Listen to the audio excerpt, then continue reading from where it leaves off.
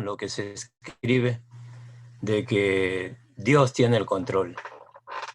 Estamos de acuerdo con eso. Dios tiene el control. Siempre ha tenido el control. Nunca ha perdido el control. Y tiene el control de todo.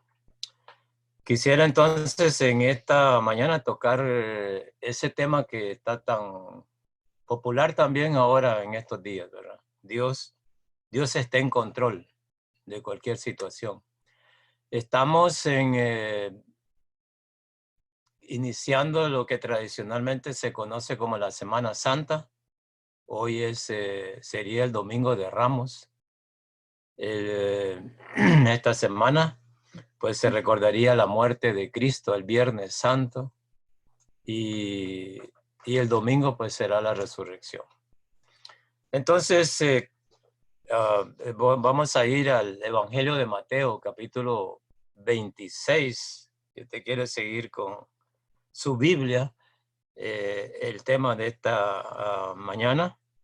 Y recordemos que Mateo fue un apóstol, Mateo Leví, un apóstol de Jesús, llamado directamente desde el banco donde cobraba los tributos.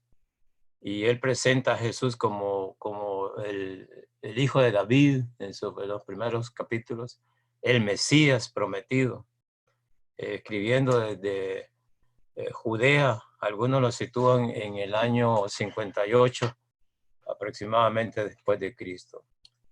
Estamos este capítulo es la última semana, ¿verdad? La semana de pasión, la semana de pasión que se conoce como es la preparación para su muerte y luego su resurrección.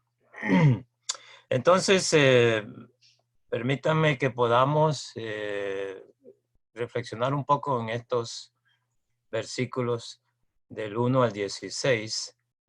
Y quisiera primero decirles que Dios está en control. ¿De qué? Bueno, de todo. Pero en esta mañana quisiera dejar 3 ideas que yo encuentro en este pasaje. Primero, Dios está en control de la vida.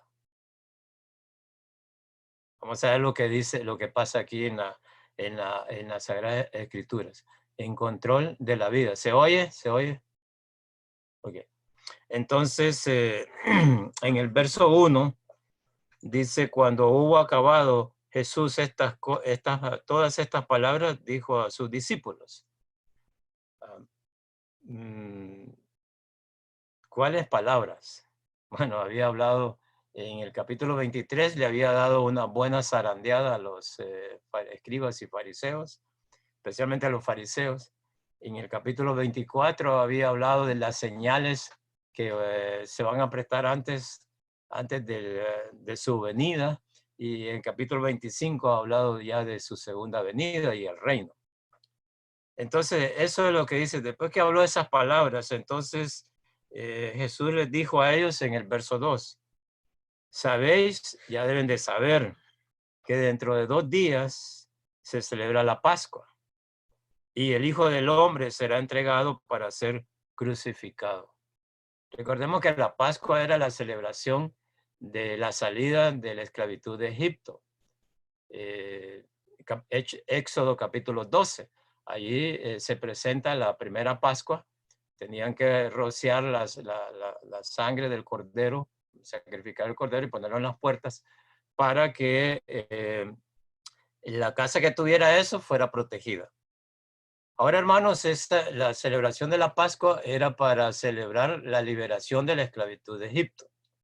Ahora, la sangre de Cristo, que es el cordero pascual, nuestro cordero pascual, es para la liberación, no tanto de la muerte física acá, sino de la condenación eterna, de la muerte eterna, ¿verdad?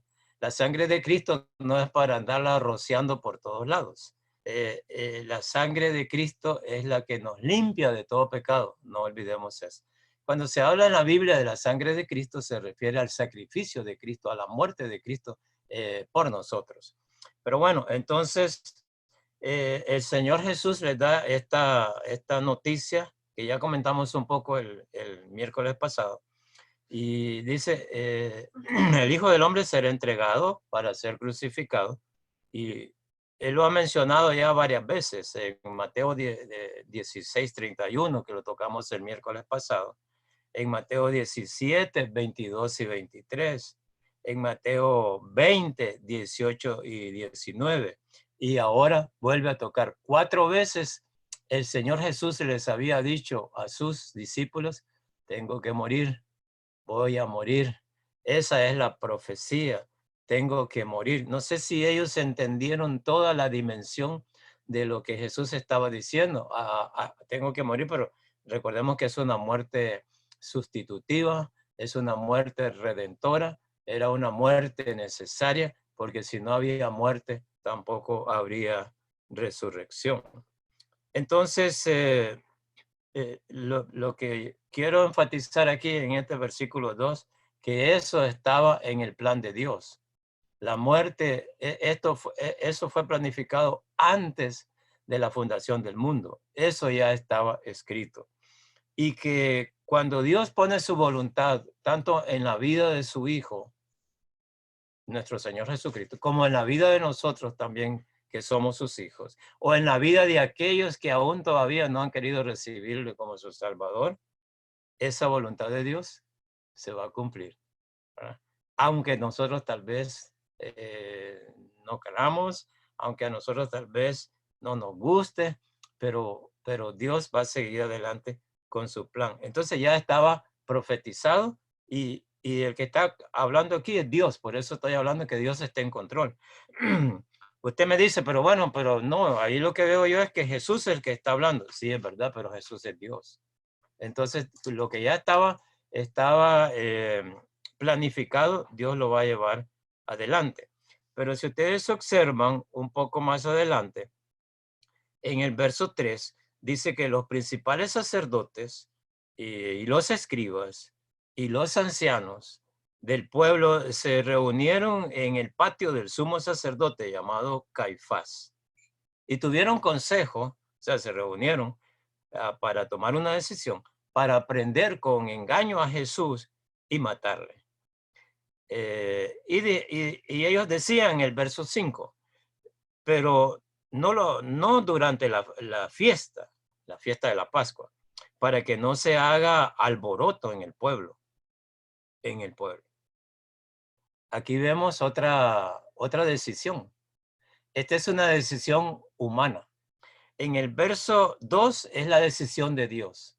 Este es el momento, ha llegado la hora, tengo que morir por ustedes, tengo que morir para salvarlos, aunque quizás los discípulos no entendían mucho eso, y tampoco a lo mejor nosotros no entendamos cuando vengan algunas circunstancias a nuestra vida. Por otro lado, están los líderes religiosos, los que deberían de haber conocido, ¿verdad?, sobre las profecías, sobre el Mesías, y ellos están tomando otra decisión. Ahora la pregunta que cabe hacernos aquí es, ¿cuál decisión va a prevalecer? ¿La de Dios o la de los hombres? ¿Verdad? Entonces, bueno, es obvio, ¿verdad? Es la decisión de Dios. Ellos dijeron, no lo vamos a matar ahora que venga la fiesta porque va a haber mucha gente aquí. Y muchos todavía creían que Jesús era el Mesías, el que iba a liberar al pueblo de Israel de la opresión del pueblo del Imperio Romano.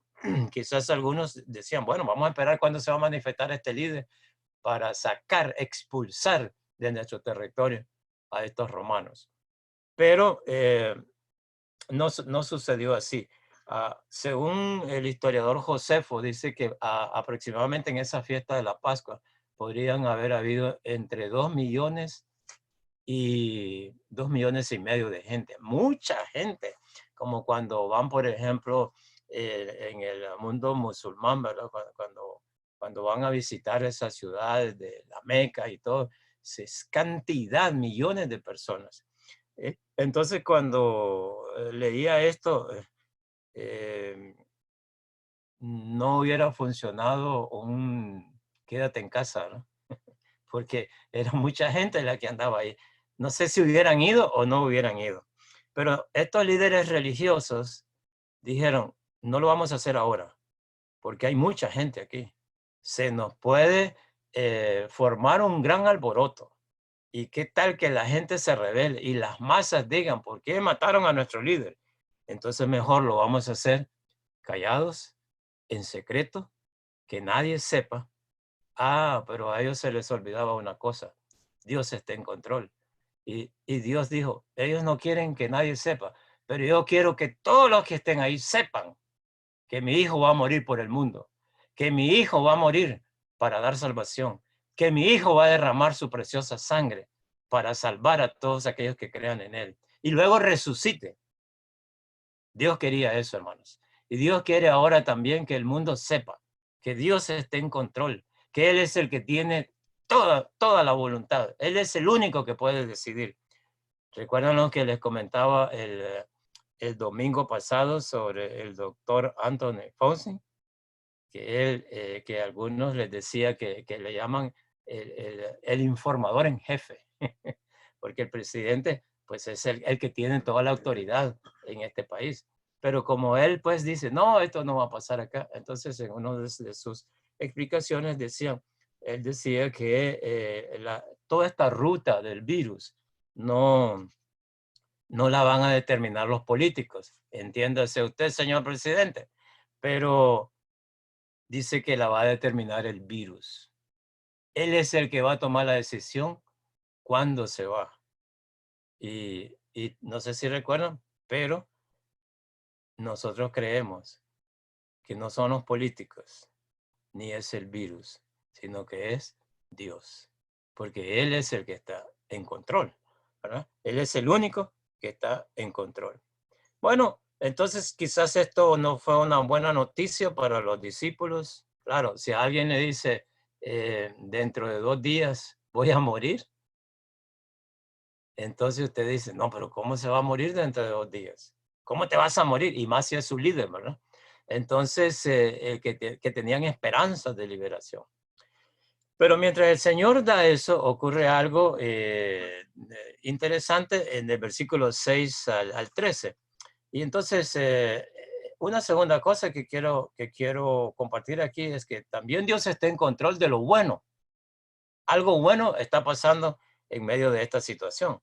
Entonces dice, este pasaje ya es muy leído por nosotros, pero lo vamos a leer para que tengamos una remembranza o un refresco de ello. Verso 6, y estando Jesús en Betania, eh, en casa de Simón el leproso, vino a él una mujer con un vaso de alabastro de perfume de gran precio y lo derramó sobre la cabeza de él, estando sentado a la mesa. Y al ver esto los discípulos se enojaron diciendo, ¿para qué este desperdicio? Porque esto podría haberse vendido a gran precio y haberse dado a los pobres. Y entendiéndolo Jesús les dijo, ¿por qué molestáis a esta mujer? Pues ha hecho conmigo una buena obra, porque siempre tendréis pobres con vosotros, pero a mí no siempre me tendréis, porque al derramar este perfume sobre mi cuerpo, lo ha hecho a fin de prepararme para la sepultura. De cierto os digo que donde quiera que se predique este evangelio en todo el mundo, también se contará lo que ésta ha hecho para memoria de ella. Bueno, es una reunión. Están en Betania, no en la iglesia de Betania, ¿verdad? Están en la aldea de Betania. Ahí era un lugar donde Jesús llegaba mucho, especialmente a la casa de Lázaro, Marta y María. Eh, Se dice que Betania, bueno, en hebreo puede significar casona de Dios y en arameo, casa de Dios. Me gusta más el arameo, casa de Dios. Quizás por eso la congregación nuestra se llama Betania, porque esa es la casa de adoración para el Señor. Y dice que estaba entonces en casa de Simón el leproso. Bueno, este es un personaje que debe haber sido sanado o por Jesús o de otra manera, porque recuerden que los leprosos no podían estar en público. Pero el énfasis no está en el anfitrión, sino en la mujer. Cuando vino esta mujer, que Mateo no la identifica, pero Juan dice que era María, la hermana de Lázaro. Entonces dice que trajo un vaso de alabastro, un perfume, no cualquier perfume, sino un perfume de gran precio. Y lo derramó en la cabeza de Jesús. Era una unción, untar, una costumbre también de los países orientales, eh, y también ahora de los occidentales, ¿verdad? Hay perfumes que son muy caros. De manera que dice que era de gran precio. Posiblemente algunos dicen que pudo haber costado como unos 300 denarios. Bueno, eso dice la Biblia también. Y eso era el salario de un obrero de todo el año. Entonces, esta mujer estuvo ahorrando y ahorrando y ahorrando, o tal vez lo tendría, no sabemos, no dice la escritura, pero era bastante, bastante el costo de lo que estaba dando para Jesús. De tal manera que los discípulos se molestaron. Ahora Juan es más específico, dice que Judas es el que estaba incitando a la gente para decir eso. Y ellos dijeron, ¿para qué este desperdicio? ¿Para qué? Porque eso se puede haber vendido caro y regalado a los pobres. Entonces, hermanos, vemos que para ellos esta obra para Jesús era un desperdicio. Y Jesús salió en defensa de María, decir, no, no, no, no, no esto no es un desperdicio. Esto dice él en el verso 10, es una buena obra. Ella lo está haciendo para mí. ¿Ah? Entonces, además, pobres siempre van a haber. No es que Jesús dijera, no se preocupen de los pobres. Sí nos preocupan los pobres. Y por eso se envió un mensaje también a ustedes a decir, hermanos, si alguno tiene alguna necesidad, avíselo inmediatamente. No es que estamos totalmente desconectados, ¿verdad? Y lo repetimos, lo volvemos a decir. Si alguien está en necesidad, hablen conmigo, con el pastor Víctor, con o sus ministerios, los encargados de ministerios, y nosotros vamos a responder en la medida que podamos, ¿verdad? No es que nos estamos olvidando de las necesidades. Pero Jesús dice, déjenlo por ahora, porque yo ya me voy, yo voy a morir. Y lo que está haciendo ella simbólicamente es preparándome para la sepultura. Entonces, bueno, al final dijo Jesús, ha hecho una buena obra y donde quiera que se predique este evangelio. Mire, eso pasó hace casi 2000 años. Estamos predicando el evangelio ahora y estamos recordando a María, esa obra. Estamos otra vez como que si estuviéramos antes de la muerte de Jesús, antes que Jesús instituyera la cena, antes que Jesús muriera. Lo estamos recordando. Hace muchos siglos pasó eso, pero nosotros estamos recordando que Jesús dijo, donde quiera que se predique este evangelio en todo el mundo, también se contará lo que ella hizo, para memoria de ella, para honra de esta mujer. Y es que saben, hermanos, Dios dice en 1 Samuel 2:30, porque yo honraré a los que me honran. Jesús, ¿verdad? No evitó esa buena obra. Nosotros estamos también ahora, hermanos, hemos estado en mucho trabajo en nuestra iglesia. y también un trabajo de mucha inversión para lo que es nuestra congregación. Y quizás nos venga a la mente, pero ¿para qué? Quizás no era el tiempo ahora para invertir.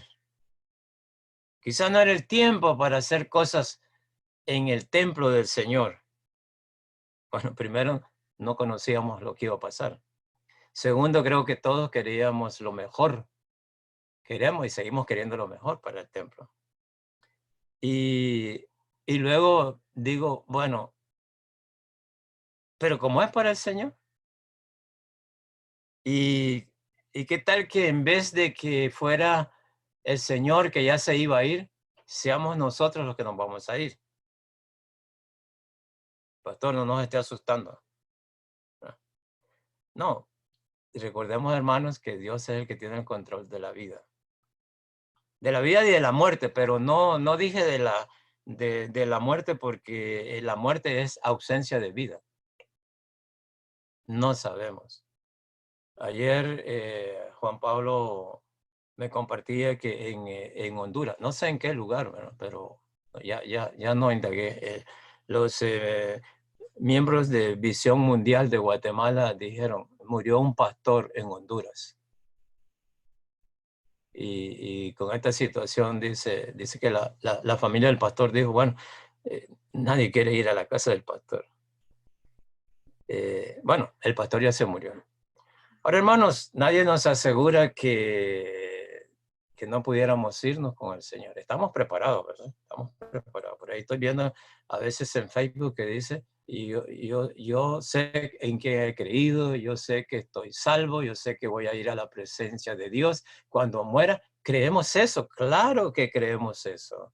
Que si morimos, esa es nuestra fe, hermanos. Que si morimos, que si vivimos para el Señor, vivimos. Y que si morimos, para el Señor morimos. Y qué honda satisfacción la que nos causaría al pensar, bueno, pero morí, antes de morir hice para el Señor, di para el Señor una ofrenda. Antes de morir hice un trabajo para el Señor. Antes de morir he hecho algo para el Señor. Y ¿saben qué, hermanos? Todos aquellos hermanos que han estado trabajando en las reuniones, en el comité, levantando una basura, pintando, jalando una banca, haciendo cosas para Dios. Hay muchas cosas que se han hecho, haciendo comida, todo lo que se ha hecho de cada uno de ustedes, hermanos. Dios no lo va a olvidar. El Señor no lo va a olvidar. Puede ser que nosotros como congregación no les agradezcamos como debería de ser, pero el Señor ya lo tomó en cuenta. ¿Ah? Y quizás tal vez no lo va a publicar, ¿verdad? En el periódico, en los medios de televisión y todo, no lo va a publicar, pero el Señor dice, has hecho una buena obra para mí. Todo lo que estás haciendo en Betania, eso es para mí. No es para que los demás te aplaudan. No es para que los demás digan, ah, qué bueno que has hecho. Claro, está bien lo que estamos haciendo. Pero lo más importante es lo que el Señor diga, has hecho una buena obra. Una pequeña obra, pero es buena para mí. Eso es lo que yo quiero.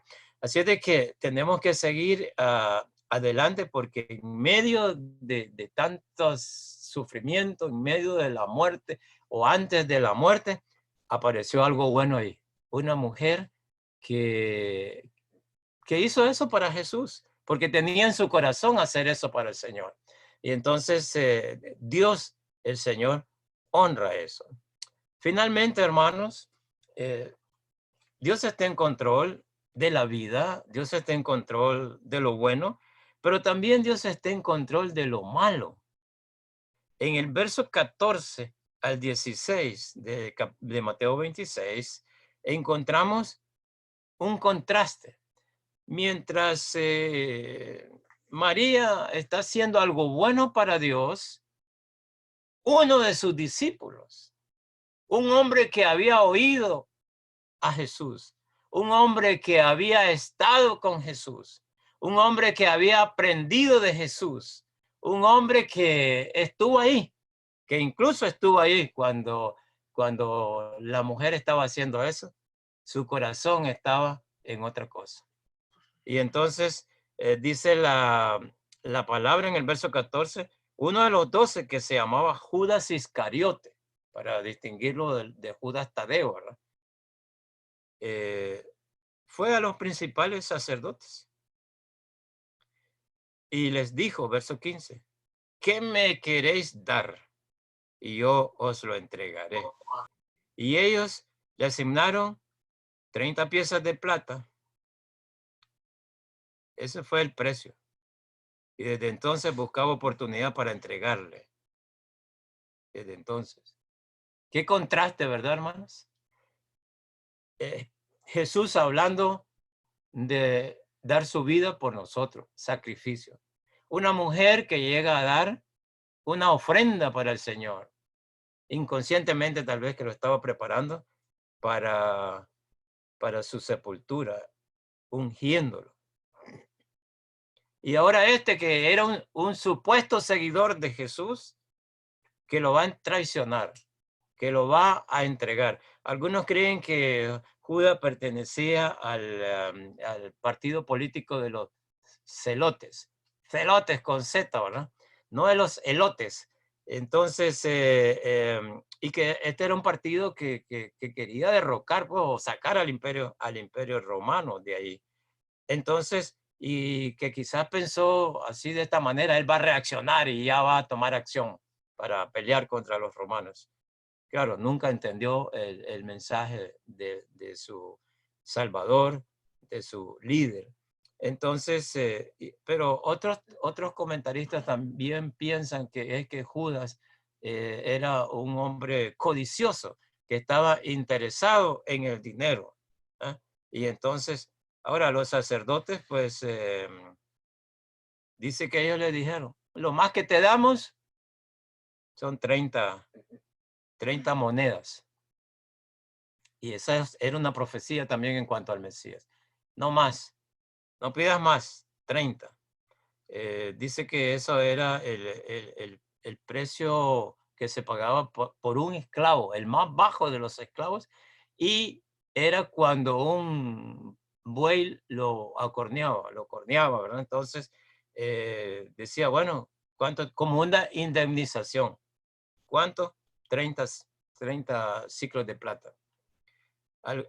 Hay variedad de comentarios sobre cuánto sería eso. Desde $17, $20, $25, lo más. Un poco de precio, ¿verdad? Pero cuando alguien tiene codicia, avaricia, no importa lo que caiga, ¿verdad? Eso será bueno para esa persona. Entonces, la pregunta, hermanos, aquí en esta sección es, ¿pudo Jesús evitar eso? ¿Eso era algo malo? ¿Pudo haberlo evitado? La respuesta es obvia, claro. Cuando Pedro sacó la espada y dijo yo, quiso defenderlo, ¿verdad? Cortándole la oreja al soldado, a Malco. Entonces Jesús dijo, no, mete tu espada, porque yo puedo llamar 12 legiones de ángeles. Con un solo ángel, hermano, Jesús se hubiese defendido. ¿Recuerdan cuando lo iban a aprender? Te pueden leer eso más adelante en esta semana de reflexión, de pasión, ahí. Y cuando llegaron a buscar, ellos preguntaron, ¿a quién buscáis? Y ellos dijeron, a Jesús Nazareno. Y entonces Jesús dijo, yo soy.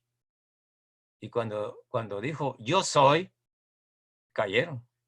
Se levantan otra vez y luego dice, ¿a quién buscan? A Jesús, yo soy. Y vuelven a caer. Así que los que caen son los que no creen en Cristo, no los creyentes. De manera que el Señor tiene todo poder. Él calmó las aguas, Él resucitó los muertos, Él sacó los demonios, hizo cosas extremadamente maravillosas. Así que cuando no era su hora, Él se escapaba. A Él no lo podían tomar si no hubiera sido porque Él dejó el control. Porque Él dijo, está bien, yo estoy en control.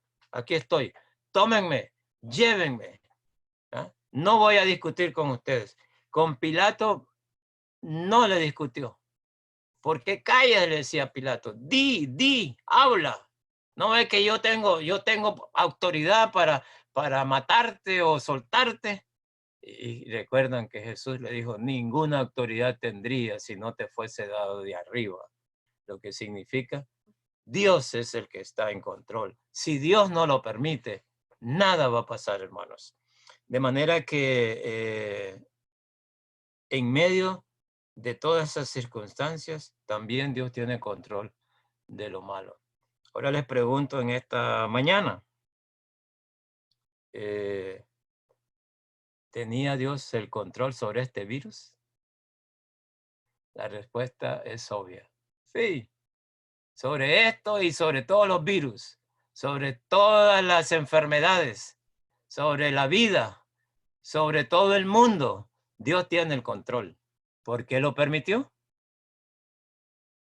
No sé. Muchas cosas vamos a aprender con esto. Incluso si el Señor nos lleva. ¿Ya?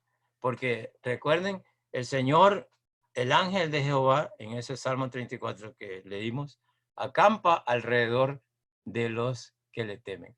Y yo creo que el ángel de Jehová, que es Cristo encarnado en el Antiguo Testamento, ha hecho una valla en nuestras casas. Lo creo. Pero Dios también puede quitar ese vallado como se lo quitó a Job, ¿verdad? Todo depende de la voluntad, del plan que Él tenga. Así de que, amados hermanos, por ahora, no olvidemos, Dios está en control de nuestra vida. Dios, no va a pasar nada que Dios no quiera. Así de que, con la ayuda de Dios, yo sé que estamos preocupados, estresados tal vez, encerrados algunos, pero no olvidemos, Señor, tú tienes control de todo, tienes control de mi vida, de la vida de mi familia. Nada va a pasar si tú no lo permites. Tú tienes control también de las cosas buenas. Vamos a seguir haciendo cosas buenas, si podemos, ¿verdad? Y claro, y si no podemos, así como esta mujer que llevó, pues por lo menos que tengamos el corazón de decir, Señor, yo si tuviera, lo hiciera. Yo si dependiera de mí, lo hiciera. Y también sé, Señor, que como tú tienes control de lo bueno, también tú tienes control de lo malo. Y si lo has permitido, tú sabrás. Yo estoy en tus manos y nada va a pasar sin que tú le permitas. Así que por ahora, hermanos, sigamos confiando, descansando en el Señor, que Él tiene control de todo. Sigamos orando los unos por los otros, sigamos manteniéndonos en nuestras cadenas de oración. El Señor los bendiga. Estamos orando mañana y tarde por ustedes. Y si hay algo que necesiten, por favor, llámenos y estaremos ahí. Bendición para esta semana.